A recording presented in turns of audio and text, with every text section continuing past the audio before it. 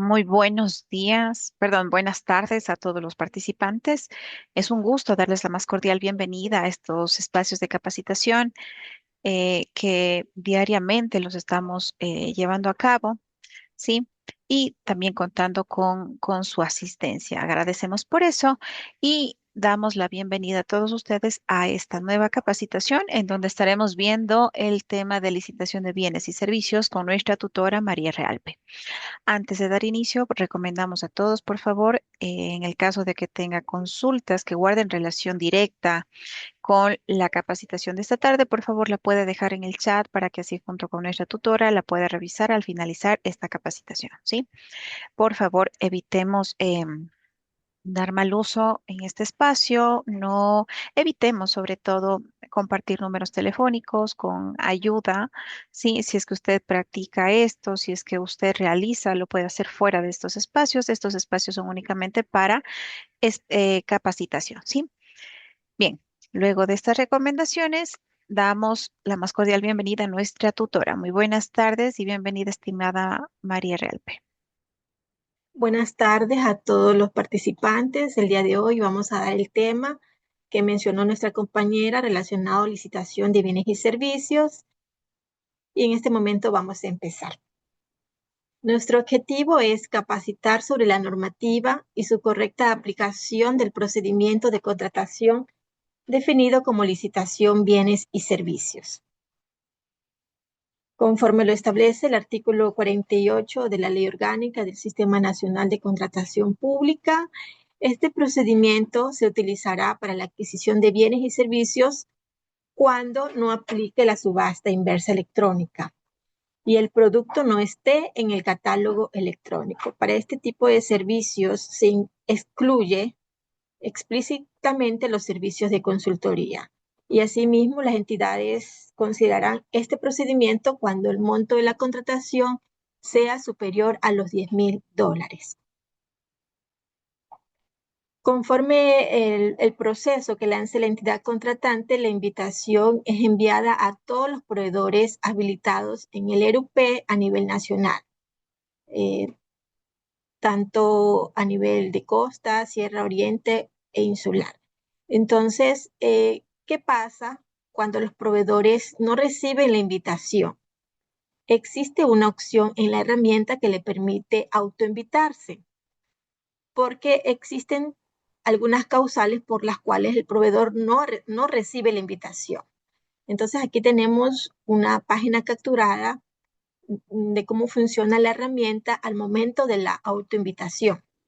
Si el proceso no le llega porque de repente usted no tenía el código del CPC que la entidad está utilizando, pero sí tiene esa capacidad de ofrecer ese bien o ese servicio, entonces lo que usted podría hacer para poder participar en este procedimiento es incluir su código de CPC a su RP. Eso lo hace directamente a través del sistema, ingresando con sus credenciales. Una vez que usted ya tenga ese código de CPC, la autoinvitación la puede realizar dentro de la etapa preguntas, respuestas y aclaraciones hasta la etapa de entrega de ofertas, hasta antes de la fecha límite de entrega de ofertas. Una vez que usted tenga incluido ese CPC, a su RP usted busca el proceso, busca el procedimiento de contratación. Una vez que usted lo encuentre, en la parte inferior de la ventana hay una opción que dice regístrese en el proceso. ¿Qué significa aquello? Que usted se está autoinvitando al proceso. Inicialmente no recibió la invitación, pero como usted ya incluyó el CPC, que de acuerdo a su actividad económica en el SRI sí está en la capacidad de ofrecer ese bien o ese servicio, usted puede incluir el código y puede autoinvitarse. Otro de los temas por los cuales hay proveedores que no reciben la invitación es porque en el momento en que la entidad manda la invitación, el procedimiento se encuentra, el proveedor se encuentra inhabilitado. Entonces la invitación no le va a llegar. Pero esa inhabilitación puede ser causa de que usted, por ejemplo, no se encuentre al día en sus obligaciones con el SRI y el sistema le inhabilita automáticamente. Pero una vez que usted ya se encuentra al día, se habilita y allí usted puede realizar la autoinvitación, como lo indicamos hace un momento. Ingresa al proceso, hace clic en el botón regístrese en el proceso y se puede autoinvitar. Asimismo pasa cuando se encuentre con obligaciones patronales en el IES, el sistema le inhabilita, pero usted se puede habilitar automáticamente una vez que se encuentra el día, y si la invitación no le llegó, asimismo usted se puede autoinvitar al proceso. Entonces, este procedimiento de licitación, bienes y servicios permite la autoinvitación, permite poder participar en el proceso. Lo ideal es que usted participe o se autoinvite en la etapa preguntas, respuestas y aclaraciones, porque si tiene dudas relacionadas a los requerimientos solicitados por la entidad contratante en el pliego, usted puede realizar la pregunta directamente a través del proceso en aquella etapa, y la entidad en esa misma etapa le va a poder contestar sus inquietudes respecto a lo requerido en el pliego. Entonces, eso es lo ideal. Pero si usted dentro de la etapa preguntas, respuestas, aclaraciones, no pudo autoinvitarse, igual usted lo podrá hacer hasta la etapa de entrega de ofertas, para que usted pueda tener tiempo y elaborar su oferta y poderla enviar dentro de esa etapa. Pero eso sí tiene que estar pendiente de cuáles son las aclaraciones que la entidad ha hecho en el pliego, para que en base a aquello usted pueda elaborar su oferta. Entonces, continuamos. Dentro del procedimiento de licitación, bienes y servicios, tenemos diferentes fases del procedimiento. Tenemos la fase de preparatoria, la fase precontractual, la fase de suscripción y la fase de ejecución contractual, que la última es la fase de evaluación ex post. Pero vamos a dar énfasis especialmente a la fase preparatoria y a la fase precontractual de este procedimiento de licitación, bienes y servicios. Entonces, la fase preparatoria, ¿qué deberá hacer la entidad en la fase preparatoria? Hay que considerar documentos importantes que la entidad contratante debe tener, debe realizar en esta fase. En esta fase que nos va a permitir publicar el proceso y entrar ya a la fase preparatoria. Entonces, ¿qué es lo primero que la entidad debe considerar? Primero, la adquisición de compra o el registro de la contratación debe estar en el plan anual de contratación pública, debe estar registrado. Es decir, esa contratación debe estar publicada en el portal de contratación pública. La entidad contratante realiza su plan de compra y publica ese requerimiento a través del portal durante los 15 primeros días del mes de enero. Esa publicación la hace ese documento lo obtiene a través de un módulo facilitador de la contratación pública que permite realizar o registrar esos registros de compra. Sin embargo, la entidad, una vez que publica ese registro de compra, durante todo el año fiscal puede realizar actualizaciones al PAC con la debida reforma al PAC.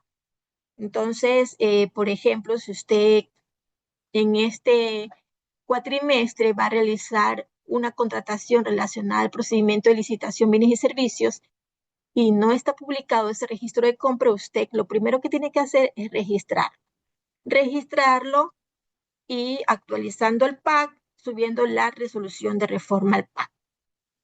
Es importante también tomar en cuenta otros documentos que usted debe considerar previo a la publicación del pliego, como es verificar, como estamos hablando de bienes y servicios, realizar la certificación PAC. Es importante aquel documento en el cual se certifique que en efecto esa contratación se encuentra debidamente publicada en el Plan Anual de Contrataciones. Asimismo, realizar la verificación dentro de la plataforma de catálogo electrónico de que aquel bien y servicio no se encuentra en el catálogo electrónico. Entonces, para bienes y servicios es importante que existan estas dos actuaciones antes de lanzar el procedimiento de contratación pública. La entidad contratante también debe de contar con el informe de necesidad. En este informe de necesidad, la entidad debe plasmar, eh, conforme lo establece el artículo 65 y el artículo 74 del Reglamento General, debe establecerse el beneficio, eficiencia y efectividad, y debe estar plasmado aquí, asimismo, como un análisis preliminar del mejor valor por dinero. Es importante considerar, es un documento obligatorio establecido en el artículo 22 del Reglamento General a la Ley Orgánica del Sistema Nacional de Contratación Pública. Otro documento importante es las especificaciones técnicas cuando hablamos de bienes, así como los términos de referencia cuando hablamos de servicios. Y es importante también que allí la entidad que establezca la mejor opción de cómo evaluar ese mejor valor por dinero de una manera estratégica. Otro documento importante dentro de esta fase preparatoria es el estudio de mercado. Son documentos que están estrechamente ligados. También es el estudio de mercado que permite a la entidad establecer cuál va a ser su presupuesto referencial para poder lanzar el procedimiento. Un presupuesto referencial que esté acorde al mercado. Entonces aquí la entidad contratante debe considerar el artículo 73 del Reglamento General a la Ley Orgánica del Sistema Nacional de Contratación Pública, donde se establecen puntos importantes cuando se trate de bienes y servicios que la entidad debe cumplir a cabalidad. Por ejemplo, debe establecerse el análisis del bien o servicio que se va a requerir, debe realizar un análisis de las últimas contrataciones que ha realizado la entidad contratante o las entidades contratantes durante los 2 últimos años, previo al lanzamiento del procedimiento de contratación. Entonces, esos son puntos importantes que debe considerar también la entidad para poder establecer aquel presupuesto referencial. Debe utilizar una herramienta denominada necesidades de la contratación y recepción de proformas. En esa herramienta la entidad va a propender tener al menos 3, de las cuales la entidad debe percatarse de que tengan estas proformas la fecha de la proforma, la vigencia de la proforma, así como el plazo de ejecución. También, de ser necesario, debe hacer un análisis de la variación de precios, por ejemplo, todos estos puntos, y dependiendo también de la localidad o de la región, realizar ese análisis para poder determinar el mejor valor por el presupuesto referencial. Entonces, es importante que la entidad en esta etapa cuente con todos estos documentos establecidos en el artículo 22 del reglamento. Otro documento importante es la certificación presupuestaria.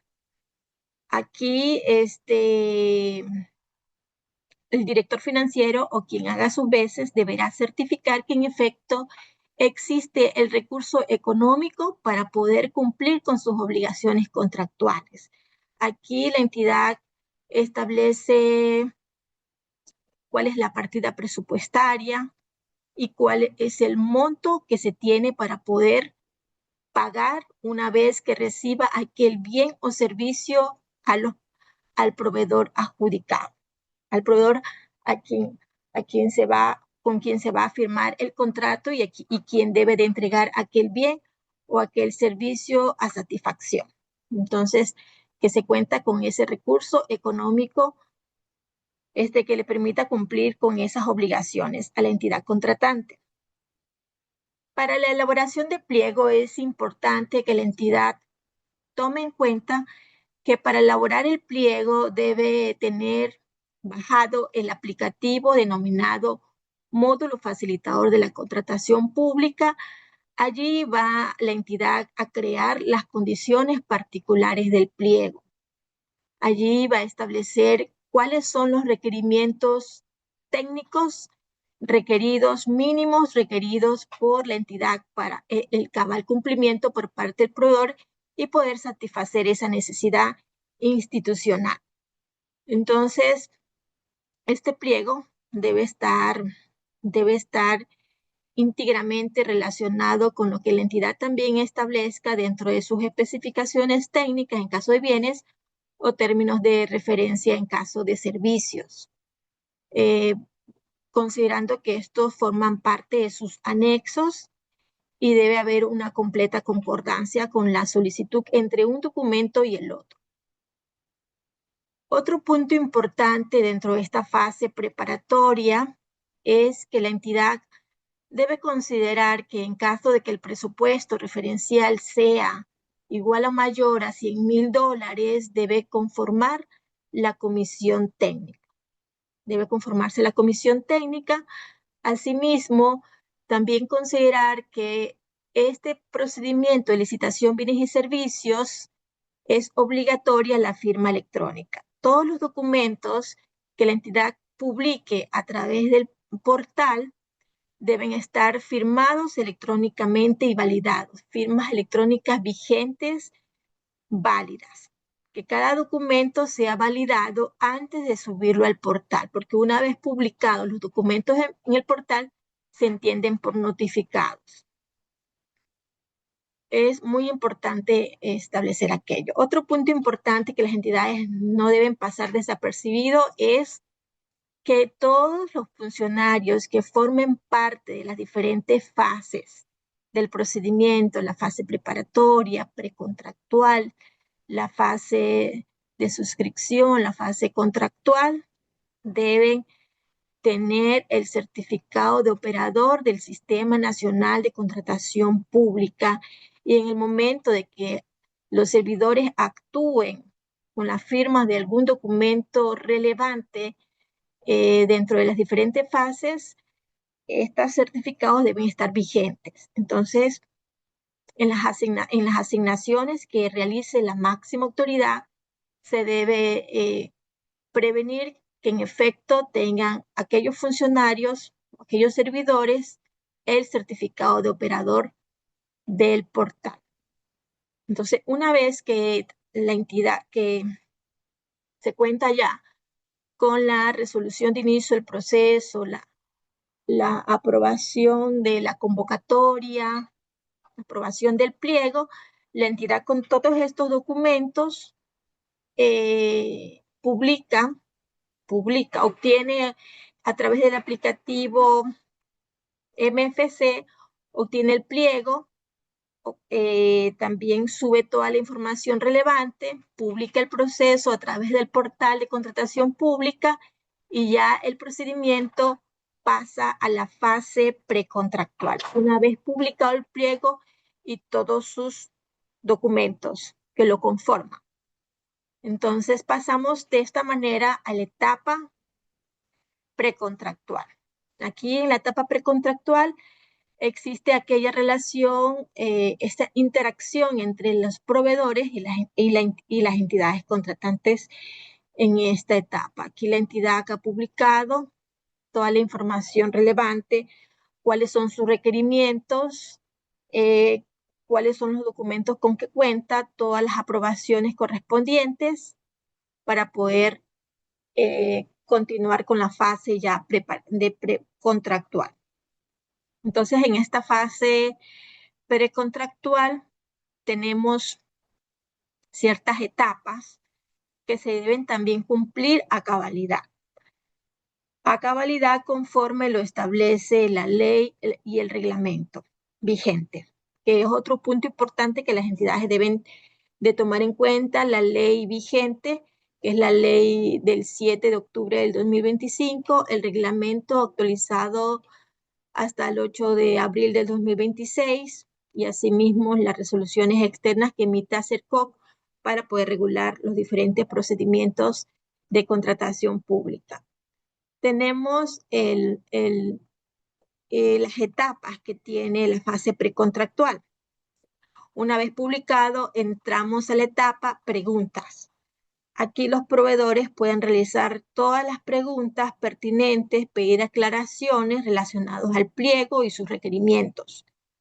La entidad que en la etapa de respuestas tiene para poder realizar aclaraciones al pliego, alguna modificación al pliego, que no modifique el presupuesto referencial, que no modifique el objeto de la contratación y que no modifique el plazo de ejecución.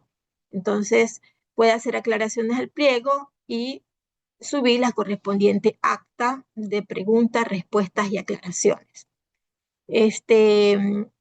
Todas las preguntas que realizan los proveedores deben ser contestados de manera motivada y en base a la normativa legal vigente. No puede haber una pregunta que no esté contestada.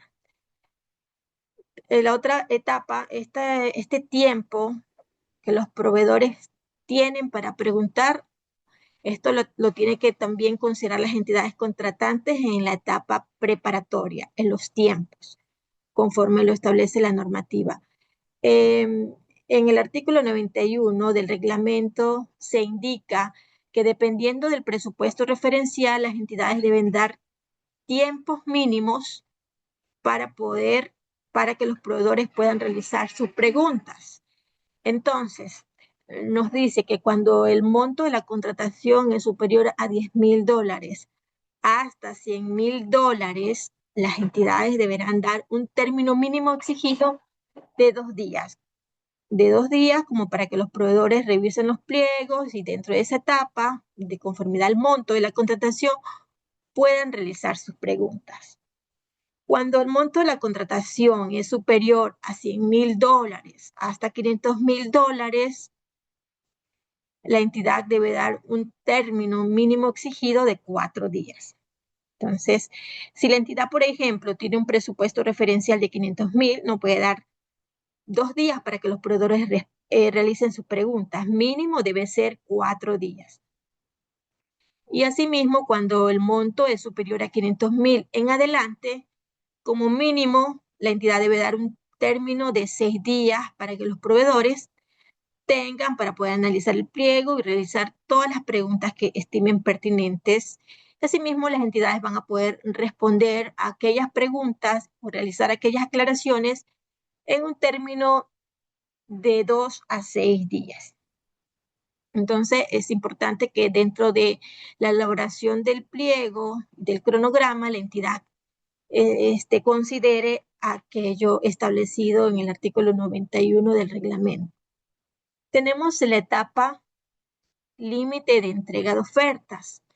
En la etapa límite de entrega de ofertas, aquí los proveedores van a poder elaborar su propuesta a través de un aplicativo denominado módulo facilitador de la contratación pública para poder elaborar sus ofertas. Aquí obtienen un archivo con extensión USHAI y ese archivo es el que van a subir hasta la fecha límite de entrega de ofertas y van a poder participar dentro del proceso. ¿Qué nos dice la normativa en relación a la presentación de ofertas? El artículo 95 nos dice que la oferta se deberá presentar únicamente a través del portal de contratación pública hasta la fecha límite para su presentación y debe estar debidamente firmada electrónicamente. También los proveedores deben tener certificados de firma electrónica vigentes para poder participar, llenar sus propuestas y verificar y validar cada uno de los archivos que suban, porque estos también tienen que tener firmas electrónicas válidas. También se recomienda que los proveedores no suban archivos que han sido impresos, por decir, impresos y luego han escaneado las firmas electrónicas porque no se va a poder, porque no van a tener firmas electrónicas válidas. tienen que subir archivos con firmas electrónicas válidas. Una vez presentada la oferta por la cual el oferente manifiesta su voluntad de participar en un proceso de contratación, se prohíbe el retiro de la oferta o el desistimiento de participación. Entonces es importante que los proveedores también tomen en cuenta que una vez que presenta su oferta ya no pueden desistir eh, de su voluntad de participar en este proceso. Para la entrega de ofertas, también hay tiempos que la entidad debe considerar en la elaboración de su pliego. Eh, Estos tiempos están establecidos en el artículo 96 del reglamento, que nos indica que cuando el monto de la contratación es superior a $10,000 hasta $100,000, la entidad debe dar un término mínimo exigido no menor a 2 días. Cuando el monto de la contratación es superior a $100,000 hasta $500,000, la entidad no debe dar un término menor a 4 días. Como mínimo debe ser 4. Cuando el monto de la contratación es superior a 500,000 a 1,000,000, el término mínimo exigido es no menor a 6 días. Estos tiempos la entidad debe considerarlos dentro de la elaboración de su pliego. Y cuando el monto de la contratación es mayor a $1,000,000, la entidad al menos debe dar 10 días. 10 días para que los proveedores tengan este tiempo para poder elaborar sus propuestas y poder participar dentro del procedimiento de contratación pública. Entonces, tenemos otros puntos importantes que la entidad debe considerar. Es lo establecido en el artículo 93 del Reglamento General a la Ley Orgánica del Sistema Nacional de Contratación Pública respecto a las reglas de participación de los proveedores participantes. ¿Qué nos dice? En cuanto a la existencia legal, nos dice que cuando el presupuesto referencial es mayor a 500,000, el tiempo de existencia legal será mínimo de 3 años. Esto es importante, su cumplimiento es un requisito obligatorio de cumplimiento. Cuando el monto de la contratación es mayor a 500,000, las personas jurídicas tienen que tener al menos un tiempo de existencia legal de 3 años. Y cuando el monto de la contratación es menor a 500,000, no habrá tiempo de existencia legal mínima requerida. Entonces, muy importante considerar aquello. Y en cuanto al patrimonio, el artículo 55 y 93 nos dice lo siguiente. En el caso de personas jurídicas, la entidad contratante verificará que el patrimonio sea igual o superior a la relación con el presupuesto referencial del procedimiento de contratación. El patrimonio se podrá verificar a través de la declaración del impuesto a la renta del último ejercicio fiscal, realizado ante el SRI o por el documento equivalente en el país de origen para aquellas ofertas extranjeras. En cuanto a lo establecido en el artículo 55 respecto a consorcios, nos indica que se considerará la suma de los patrimonios de los partícipes. Son normativas de cumplimiento obligatorio que la entidad debe verificar dentro de la revisión de sus ofertas. Entonces, ahora hablando de la experiencia general y específica, nos dice la normativa lo siguiente, que la experiencia de una persona jurídica podrá ser acreditada de la siguiente manera, a través de una tercera persona natural, siempre y cuando ésta se encuentre en relación de dependencia con la persona jurídica por un tiempo que no sea menor al de 12 meses consecutivos a partir de la presentación de la oferta.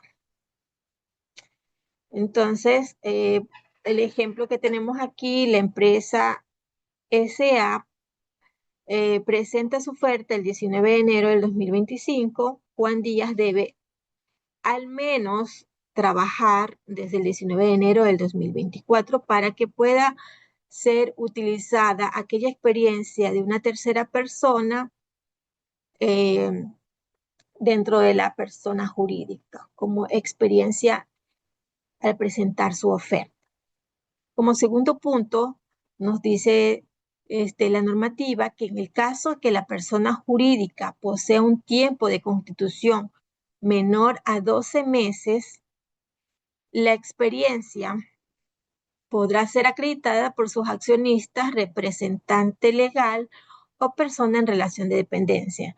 Allí sí, cuando el tiempo de constitución de aquella persona jurídica es menor a 12 meses, ¿por quién va a poder ser presentada o va a ser considerada la experiencia? Podrá ser acreditada porque por el accionista, también por el representante legal o también por la persona en relación de dependencia. Entonces, esto lo establece la normativa y las entidades deben tomar muy en cuenta al momento de la verificación de las ofertas de los proveedores. Una vez terminada la fecha límite de entrega de ofertas, es importante que las entidades contratantes consideren lo establecido en el artículo 98 del reglamento que indica el responsable designado por la máxima autoridad de la entidad contratante o su delegado o la comisión técnica aperturará en acto público las ofertas una hora después del límite establecido para su recepción, de lo cual se dejará constancia en actas. Entonces, es importante que una hora después de la fecha máxima de entrega de oferta, la entidad contratante realice el acta de apertura de oferta. Es un documento importante que la entidad debe publicar en el portal de compras públicas. Dentro del acta de apertura de ofertas, eh, la entidad debe considerar el artículo 26 del reglamento, que obligatoriamente debe verificar la habilitación en el ERUP de los proveedores participantes y debe dejar constancia ya en esta etapa de acta de apertura de ofertas. Pero también la normativa nos dice que exclusivamente se va a poder realizar aquella verificación de la condición de habilitación en el RUC exclusivamente en la fecha de apertura de ofertas, en la fecha de adjudicación y en la suscripción del contrato. Aplica también para la verificación de inhabilidades de los socios, partícipes o accionistas de los oferentes participantes que sean personas jurídicas y compromisos de consorcio.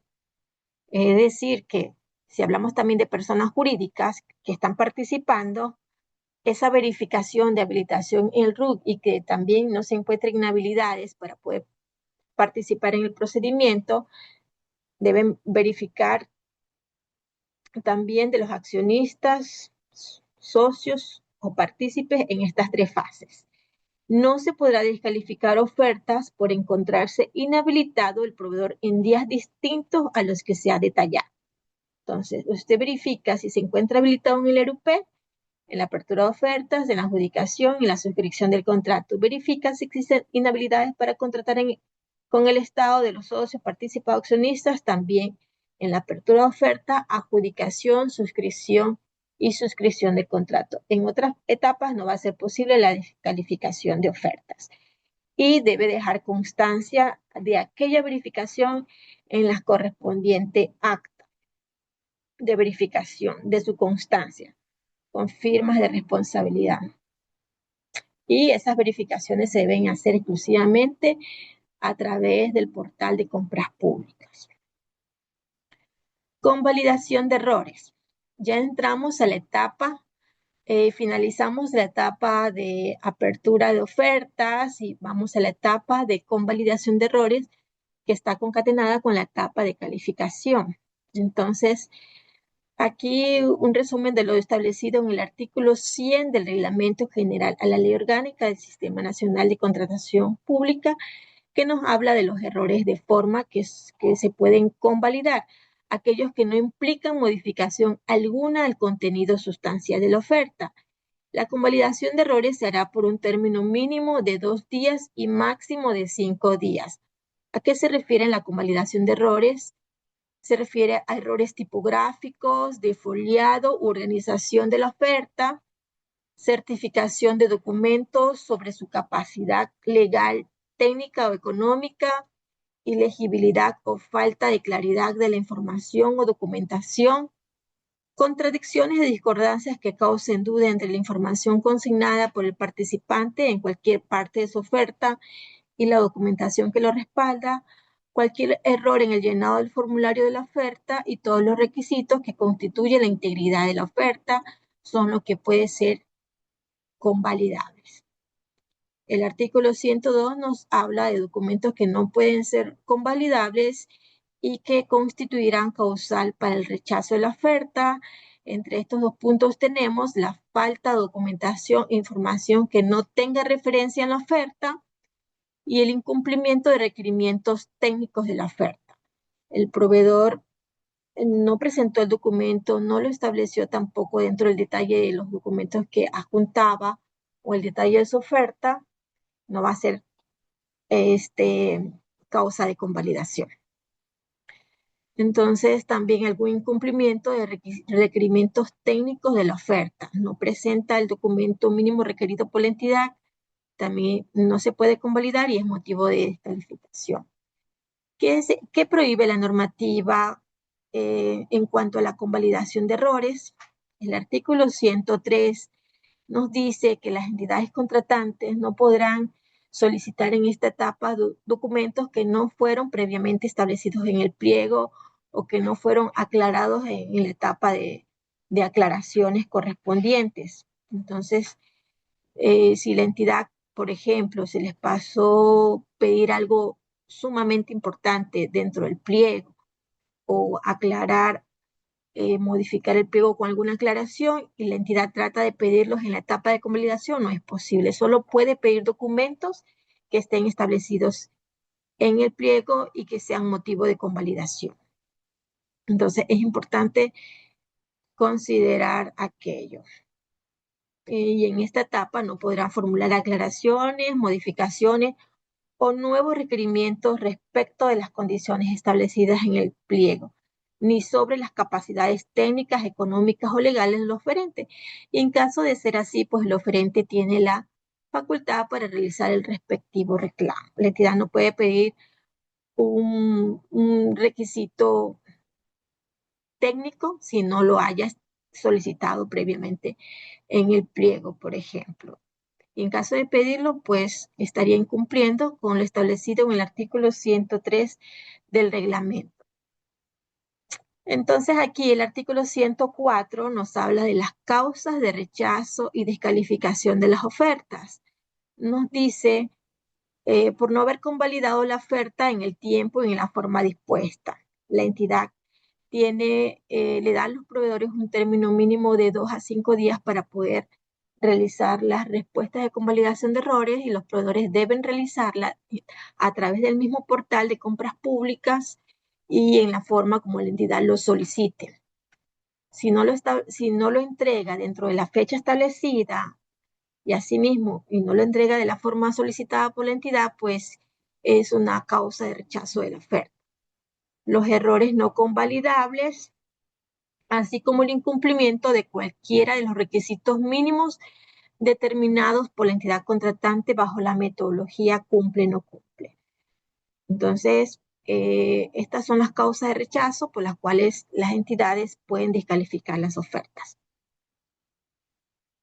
Ahora pasamos dentro de la fase preparatoria, una vez terminada la fase de convalidación de errores, pasamos a la etapa de evaluación de ofertas. En un procedimiento de licitación, bienes y servicios, conforme lo establece el artículo 265 del reglamento, y nos indica que la metodología de evaluación tiene 2 etapas. por la modalidad cumple, no cumple y por la modalidad por un puntaje. Quienes pasan a la evaluación por puntaje son aquellos que cumplen los requisitos mínimos requeridos por la entidad contratante, bajo la modalidad cumple, no cumple. Por ejemplo, la entidad que establece ciertos parámetros mínimos requeridos y el proveedor, una vez que lo cumple, pasa a la siguiente etapa de evaluación por puntaje. Por ejemplo, dentro de esos requisitos mínimos, la entidad establece el equipo mínimo dependiendo del objeto de la contratación. Tenemos equipo mínimo, personal técnico mínimo, experiencia general mínima, experiencia específica mínima, experiencia mínima del personal técnico, experiencia técnica, perdón, especificaciones técnicas o términos de referencia, patrimonio en caso de personas jurídicas, BAE u otros parámetros resueltos por la entidad. En cuanto al BAE, es importante considerar que en procedimiento de licitación, bienes y servicios, en cuanto al BAE, el mismo sistema otorga automáticamente el puntaje y todo esto va a estar relacionado con la información que el proveedor ingrese en su propuesta. El sistema realiza el puntaje automático y va a estar directamente relacionado al porcentaje que el proveedor presenta. Es decir, a mayor BAE, mayor puntaje. Entonces, obviamente los proveedores aquí que participan deben considerar cuál es el umbral, el CPC que la entidad ha escogido, y ese CPC ya tiene incorporado un umbral del BAE. Entonces, lo que deben de realizar los proveedores es ingresar información fidedigna que le permita a la entidad verificar, de ser el caso, dentro de la etapa de convalidación de errores. Entonces, en esa etapa de convalidación de errores es que la entidad va a poder realizar las verificaciones respecto al BAE. Y va a poder emitir el informe correspondiente a la verificación BAE realizado por la entidad contratante. Entonces, esto aparece dentro de la etapa cumple, no cumple. Tenemos la etapa de evaluación por puntaje. El objetivo sea la determinación del cumplimiento de una condición, requisito o capacidad mínima de lo técnico, económico o jurídico por parte del oferente y que sea exigida por la entidad contratante. Una vez que los proveedores cumplen con los requisitos mínimos obligatorios y solicitados por la entidad, como les había indicado, pasan a la evaluación, a la metodología de evaluación por puntaje. Aquí la entidad puede realizar los puntajes dependiendo del parámetro que establezca y de conformidad al objeto de la contratación. Tenemos puntaje por excedente de experiencia general, puede ser por excedente de experiencia específica, la experiencia del personal técnico. Aquí tenemos el porcentaje del BAE, oferta económica, otros. Entonces, aquí, como les había dicho, tanto en la metodología cumple o no cumple, se verifica el cumplimiento del BAE. En la metodología por puntaje se da el correspondiente puntaje, dependiendo de los parámetros que la entidad establezca, de tal forma que nos den 100 puntos, ¿verdad? La oferta económica, aquí vemos que no es el único atributo que permite evaluar el mejor valor por dinero, sino que también existen otros atributos que permiten la adjudicación de la mejor oferta. Entonces tenemos que ninguna condición o capacidad requerida a través de los parámetros de evaluación que fueran analizados bajo la metodología por puntaje podrá constituir causal para la descalificación o rechazo del oferente de su oferta. Si la entidad, por ejemplo, descalifica por algún incumplimiento de los parámetros mínimos establecidos, sería en esta etapa. pero en la etapa por puntaje no va a poder descalificar. Aquí no se descalifica, aquí solo se va a realizar la puntuación y quien tenga mayor puntuación será aquella oferta que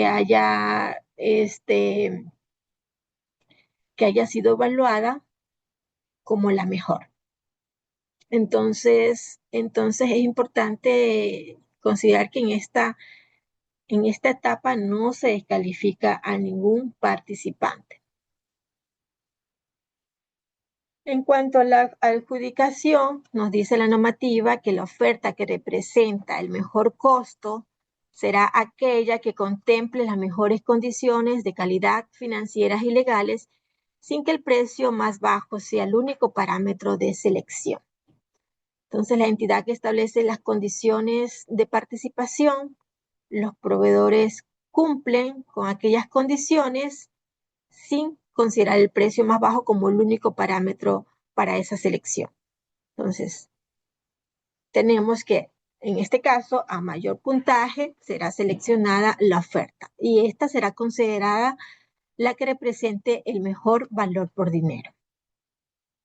Términos de adjudicación. En los procedimientos de contratación pública, la resolución de adjudicación se emitirá en un término no menor a 3 días, contados a partir de la fecha de emisión de la actuación que pone fin a la etapa de calificación de ofertas, puja negociación según corresponda. Para el procedimiento de licitación, bienes y servicios, a la etapa que pone fin,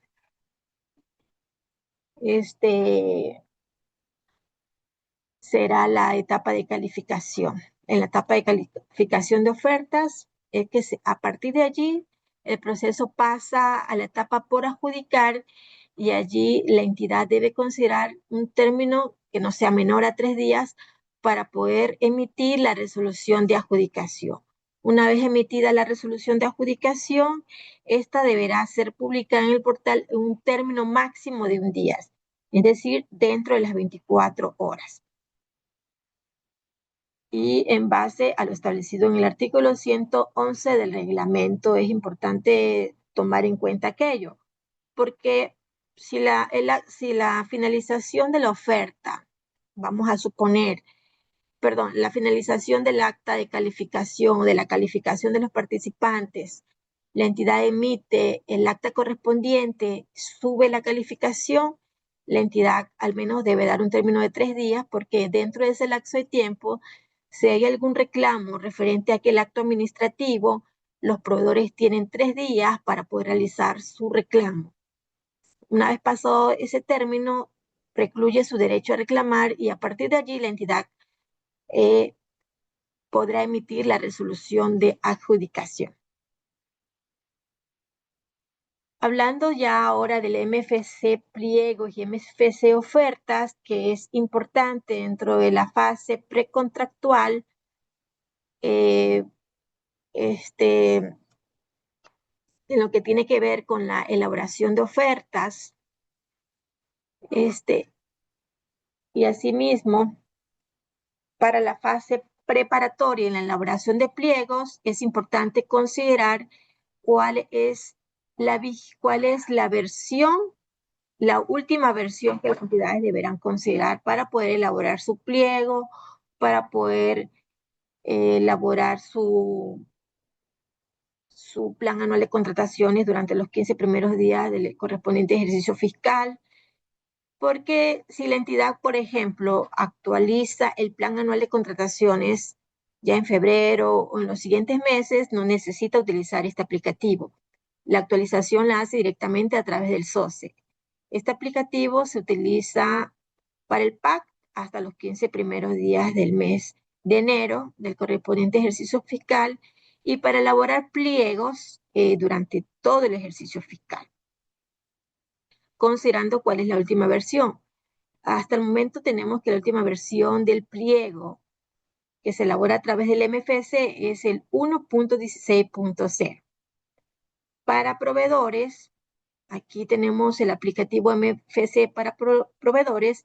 La última versión es la 1.8.2. Es importante tomar en cuenta las versiones para poder elaborar sus documentos sin ningún inconveniente.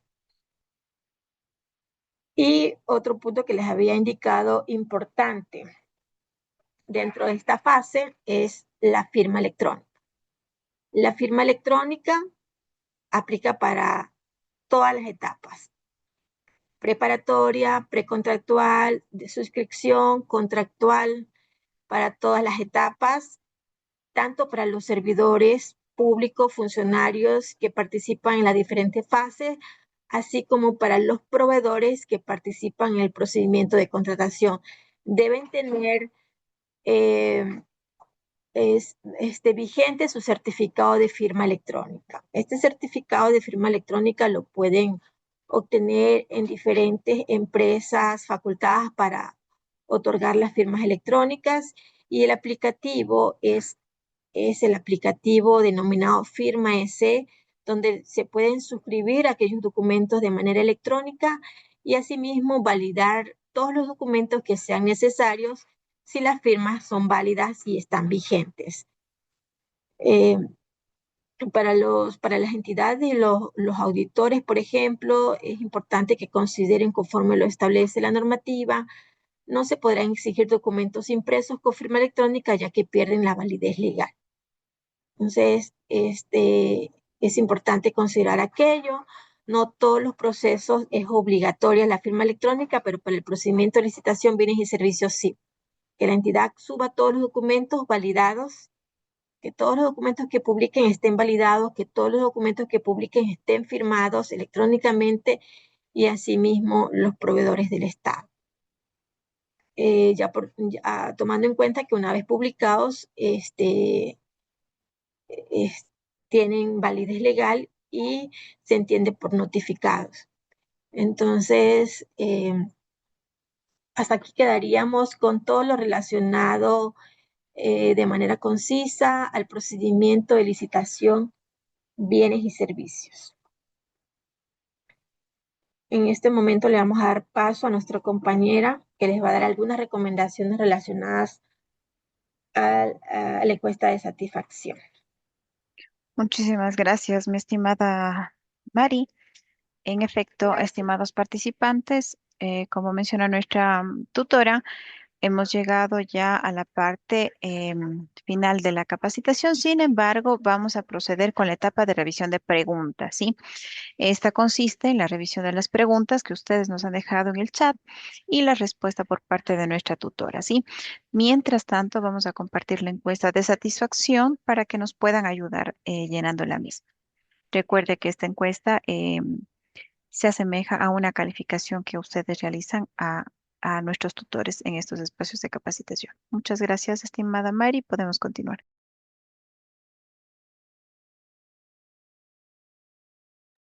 Buenas tardes. Vamos a proceder a realizar la lectura de las preguntas y a poder responder las mismas.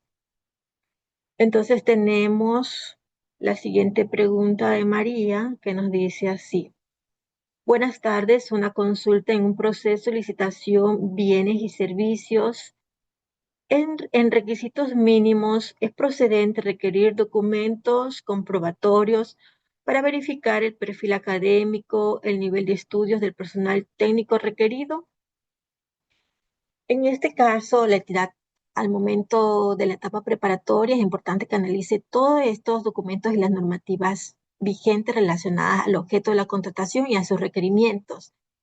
Cuando la entidad tenga bases de datos, donde se puedan haber registros públicos y verificar información, no necesita pedir documentos de que sí pueden ser verificados a través de otras plataformas del Estado, que los puede usted obtener a través de aquellos registros públicos, no es obligatorio.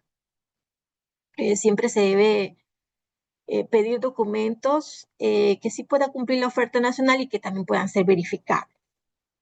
Y los que no pueden ser verificables, tener o pedir los documentos pertinentes. Pero si se tienen esas bases de datos en las cuales pueda certificarse que en efecto sí tienen aquel perfil, por ejemplo, aquel estudio académico, perfil académico, a través de las plataformas del Mineduc, por ejemplo, no necesitan solicitarlo a través de manera física, porque usted lo puede demostrar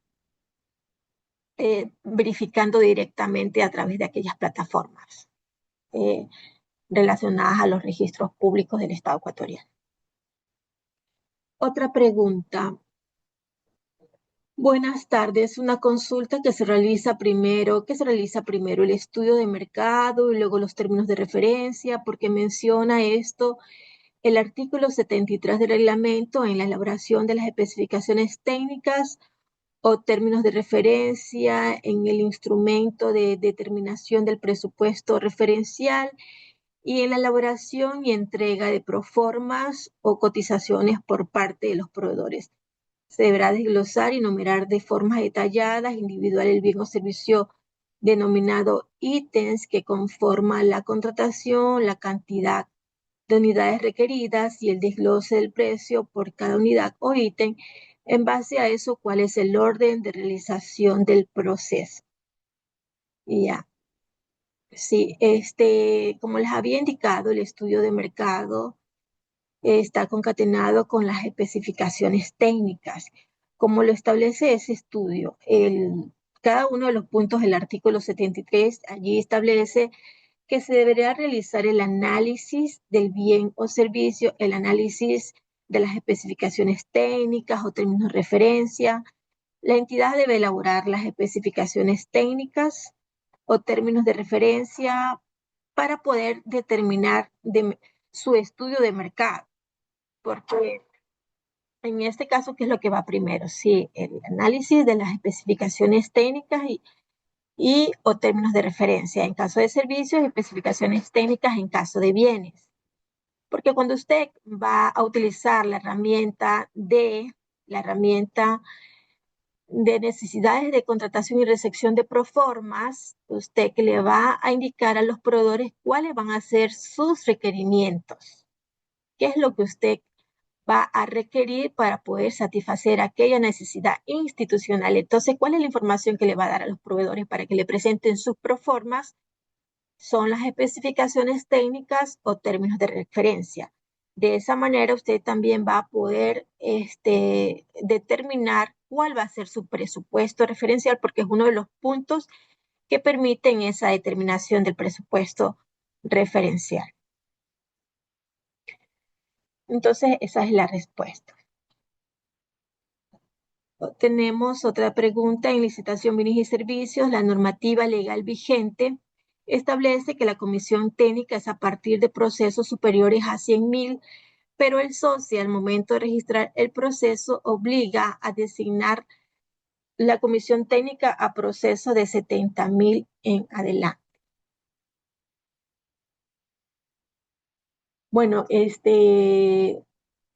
la normativa establece mayores a 100.000. Entonces, de acuerdo a lo establecido por la normativa, es que las entidades deben cumplir ese requisito importante. Sin embargo, si la entidad contratante considera, o mejor dicho, la máxima autoridad de la entidad contratante considera conformar la comisión técnica por un monto menor a los $100.000, la normativa no le indica lo contrario. Lo que sí indica que cuando sea mayor a 100.000 es obligatoria la comisión técnica. Entonces, y en cuanto a la herramienta, si usted encuentra ese detalle en su herramienta, debe tener una opción que indica no aplica. No aplica. Usted puede tener esta opción, pero también hay una opción que le puede permitir a la entidad. Hay una pregunta que le dice, ¿aplica comisión técnica, sí o no? Entonces usted pone sí o pone la opción no en la herramienta. Entonces, y en caso que tenga usted algún inconveniente como el establecido, sí se sugiere que cree la incidencia y envíe las páginas capturadas a través de la modalidad trámite rápido. Sí se sugiere.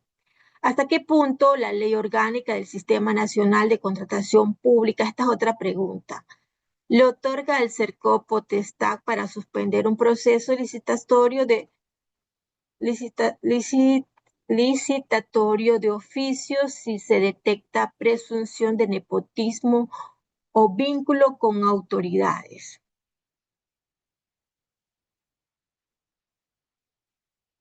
Bueno, como les había indicado en otras ocasiones y como se establece dentro de los procedimientos de contratación pública, las facultades que tiene CERCO hacia el momento se basan estrictamente a lo establecido en la normativa, que podrá CERCO dentro de que podrá CERCO suspender los procesos de ser pertinente, aplicando algunos criterios que establezca la normativa. Si el procedimiento se encuentra, por ejemplo, de acuerdo al nivel de riesgo. Y eso es expresamente facultades que la normativa le da al Servicio Nacional de Contratación Pública. Entonces, y cuando usted, por ejemplo, le suspenda un proceso, CERCOC siempre les va a comunicar la base legal por la cual le suspenden los procesos, pero todo en base también a los riesgos, el nivel de riesgo que tenga cada uno de los procesos. Otra pregunta, si existe una oferta que no se firmó, ¿es motivo de descalificación o convalidación base legal? Bueno, en este caso usted debe indicarme si no se firmó qué documentos de la oferta o si no se firmó la oferta. Si no se firmó la oferta, el proveedor presenta una oferta sin firmar, ahí sí no es posible la convalidación de errores. Pero si la firmó con otro medio no autorizado de firma electrónica, por ejemplo, una firma en PDF, allí sí sería convalidación de errores.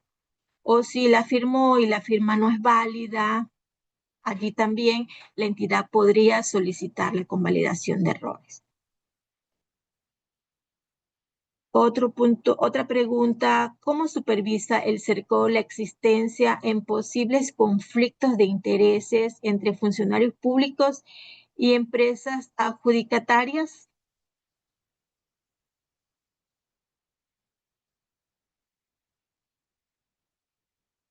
Bueno, en este caso sí les voy a indicar que todo lo que tenga que ver con tipos administrativos, procesos administrativos, sí se sugiere realizar directamente a través de los canales oficiales, que en este caso es a través, si usted maneja Keybooks, directamente realizarlos a través del sistema Keybooks o al correo gestión documental @cerco.gov.es.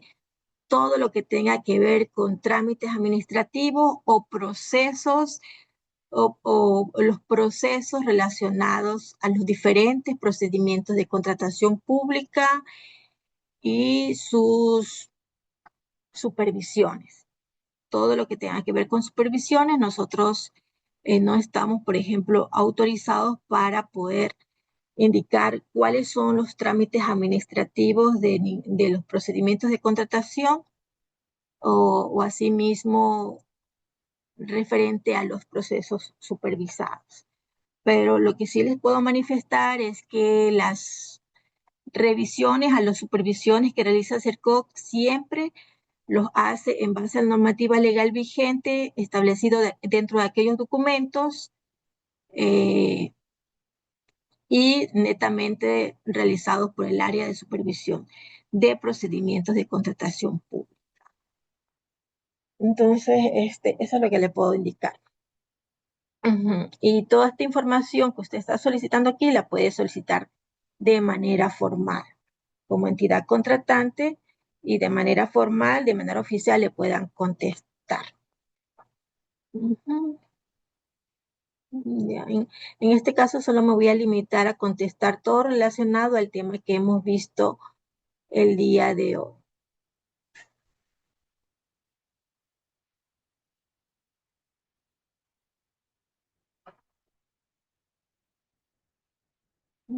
Ya. Voy a continuar a leer las preguntas.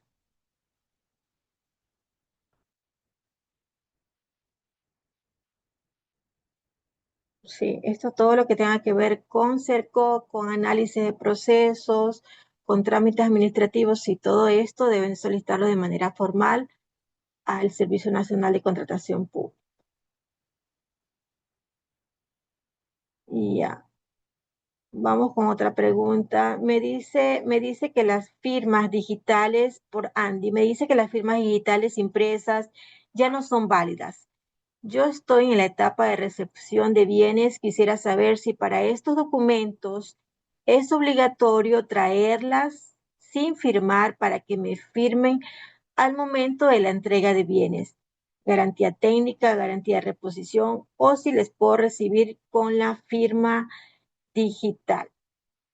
Como les había indicado, no todos es obligatorio las firmas electrónicas en todas las etapas del proceso, pero hay ciertos documentos que no son, que queda a discreción. En este caso, tenemos, por ejemplo, aquellos documentos que no necesariamente podrían estar firmados electrónicamente. Tenemos, por ejemplo, las proformas, las garantías. En este caso, de acuerdo a su consulta, todas las firmas deben ser válidas, todas las firmas. Si han sido firmados, por ejemplo, si han sido firmados electrónicamente, todas las firmas deben ser válidas. Usted tiene el aplicativo denominado Firma en C, en la que puede usted verificar si en efecto aquellas firmas electrónicas son válidas. Ya. Si usted se encuentra en la etapa de recepción de bienes, y dice aquí, si para estos documentos es obligatorio traerlos sin firmar para que me firmen en el momento de la entrega de bienes, todos estos requerimientos la entidad lo establece en los pliegos o sus anexos, que son en este caso las especificaciones técnicas o términos de referencia. ¿Ya? ¿Y cuándo aplica? Por ejemplo, si la garantía técnica aplica una vez que se entregue aquel bien o aquel servicio, la entidad contratante debió haberlo establecido en las condiciones de participación y de acuerdo a la forma como lo establece la entidad. Si la garantía técnica usted debe presentarla electrónicamente, la debe presentar firmada electrónicamente. Asimismo, la garantía de reposición, pero como les indico, si usted la firma de manera digital, firmada electrónicamente, usted tiene que entregar estos documentos con firmas electrónicas válidas. Por eso está el aplicativo FirmaSec y a través de ese aplicativo se deberán verificar las firmas electrónicas válidas. Es importante también considerar lo establecido en el artículo 35 del Reglamento General 31, 32, 33, 35 relacionadas a firmas electrónicas. Entonces, allí la entidad que en base a aquellos artículos puede establecer la verificación de aquellos documentos establecidos en el pliego. Asimismo, otra pregunta de Mari Ceballos, pero el sistema no permite continuar sin designar la comisión técnica. No es decisión de la entidad, es la herramienta. No existe otra opción. En esos casos no permite, obliga. Bueno, como les había indicado, la normativa establece que la comisión técnica deberá conformarse cuando el monto de la contratación es mayor a $100,000. Y de esa forma, usted puede conformar la comisión técnica. Y en este caso se debe establecer conforme lo establece la normativa. Se debe conformar la comisión técnica. Si el documento lo establece, si por ejemplo la herramienta le pide obligatoriamente indicar que debe obligatoriamente haber una comisión técnica con un monto mínimo de $70,000, usted aplica lo que establece la normativa, montos superiores a $100,000. Y en esos casos debería o le sugiero que emita la correspondiente solicitud al CERCOC en cuanto a aquella herramienta. Hay que considerar también lo establecido en la resolución externa 154 del 20 de noviembre del 2025, que establece cuáles, cuáles son los artículos que están en régimen de transición. Es decir, que por la actualización de las herramientas no se aplica. Entonces, es importante también considerar aquella resolución externa. Otra pregunta. Buenas tardes. Yo hice la pregunta de orden del proceso, primero términos de referencia o estudio de mercado, porque el CERCOC me hizo declarar desierto un proceso en base a ese artículo, porque las especificaciones técnicas no tenían el desglose del precio por cada unidad o ítems. Entonces, ¿cómo aplicaríamos esa observación? Ya. En cuanto a las especificaciones técnicas o términos de referencia, el Reglamento General a la Ley Orgánica del Sistema Nacional de Contratación Pública indica cuáles son los elementos que debe obligatoriamente contener los términos de referencia o especificaciones técnicas. Y las entidades deben cumplir a cabalidad aquellos elementos que debe contener los términos de referencia. Por ejemplo, debe contener obligatoriamente los códigos de CPC a ser utilizados por la entidad contratante en cada rubro. Es que la entidad hace un estudio de mercado. La entidad, no solamente con las proformas que solicite a través de las necesidades de contratación, la entidad debe realizar un estudio de mercado que incluya cada uno de aquellos puntos, análisis del bien o servicio, que incluya la revisión de procesos que han realizado las instituciones públicas y también su propia entidad de los últimos 2 años. Entonces, allí usted va determinando precios. También todo lo referente a la localidad geográfica, por ejemplo, todo lo relacionado al análisis de bienes importados o nacionales, también debe realizar aquello, y también la recepción de proformas a través de aquella herramienta, también tomando en cuenta que usted puede también obtener otras cotizaciones por otros medios, pero sin embargo debe establecerlos dentro del estudio de mercado. Otra pregunta, estimada. En la compra de un bien que incluye transporte, ¿debo elaborar especificaciones técnicas y TDRs a la vez? Gracias por su ayuda. Ya, como les decía, todo va a depender de su objeto de la contratación. Si su objeto de la contratación es servicio de transporte que incluya, por ejemplo, va a ser el objeto de la contratación, va a estar relacionado. Usted tiene 2 tipos de compra, el tipo de compra bien y el tipo de compra servicios, ¿verdad? Si usted tiene el tipo de compra servicios, su partida presupuestaria es mayor al rubro del bien, especificaciones técnicas, su objeto de la contratación va a estar determinado por el mayor presupuesto que tenga en bien o el mayor presupuesto que tenga en servicios.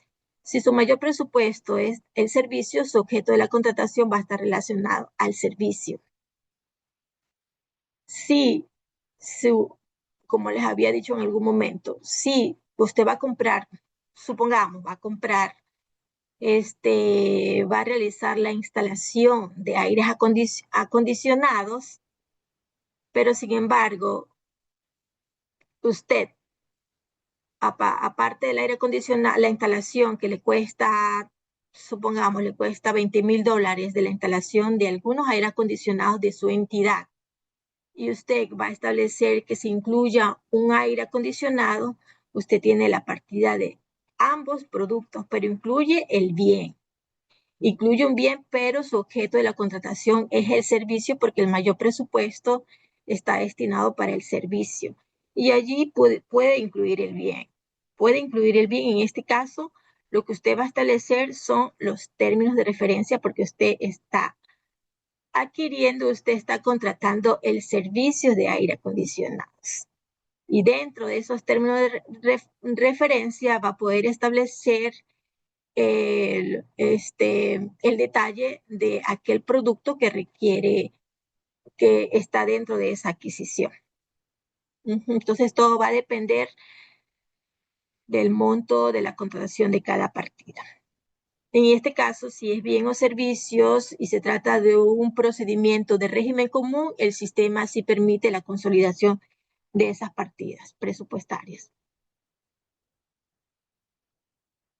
Buenas tardes, otra pregunta.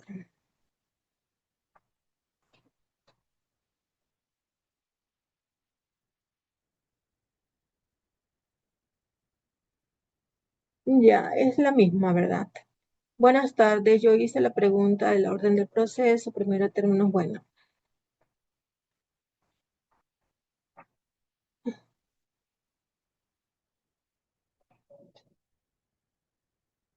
Lo que mencionamos es el estudio de mercado, no las especificaciones. El estudio tuvo 4 puntos, perdón, pero no me dejó claro la duda. Ya, bueno, como les decía, hay que hacer un análisis, hay que hacer un análisis a fondo de lo que está pidiendo, de lo que le está pidiendo CERCOP a ustedes. Y un análisis de cómo ustedes han aplicado cada uno de los puntos relacionados al artículo 73 y asimismo el relacionado al documento, especificaciones técnicas y términos de referencia. Una vez con ese análisis es que se puede determinar qué es lo que realmente ustedes deben eh, establecer o demostrar ante el CERCOP. Entonces, allí sí no le podría decir más que el cumplimiento de lo establecido en el artículo 73 y asimismo el cumplimiento de lo establecido en el artículo 76 del Reglamento General a la Ley Orgánica del Sistema Nacional de Contratación Pública. Ya, el informe de necesidad es lo primero porque sin el informe de necesidad no se podrá establecer cuál es su requerimiento que permita esa satisfacción a la entidad contratante a través del análisis relacionados al, al costo-beneficio, que en este caso debe incluir todo lo relacionado a cuál va a ser el impacto que usted va a tener relacionado a la contratación que va a realizar, a poder satisfacer esa adquisición o a la eficiencia y efectividad. Eficiencia demostrando el gasto financiero que usted va a tener. Y en cuanto a la efectividad, justificar por qué este bien o aquel servicio es la solución a su problema. Entonces, eso es lo primero. El informe de necesidad es lo primero. Pero allí se parte de que también se incluyen otros documentos importantes que son las especificaciones técnicas, dependiendo de si es un bien o términos de referencia, si es un servicio. Entonces, y el otro documento que es la determinación del presupuesto referencial, que debe estar en base al mercado. Entonces, para que usted pueda definir ese presupuesto referencial, debe considerar lo establecido en el artículo 73 del reglamento y cumplir con cada uno de los puntos. Y en cuanto a especificaciones técnicas o términos de referencia, cumplir con cada uno de los puntos que establece el reglamento. pertinentemente con cada uno de esos documentos. Eso es todo lo que le puedo manifestar. Ujú. Lo que usted me estaba diciendo primero era lo de las especificaciones técnicas y términos de referencia. No se habló del informe de necesidad, sino más bien de esos dos documentos. Pero de allí sí, el informe de necesidad es un documento importante que que debe estar elaborado por el área requirente. Entonces, si no hay más preguntas, esto sería todo hasta el momento. Y aquí terminaríamos la capacitación. Les agradezco a todos por su presencia.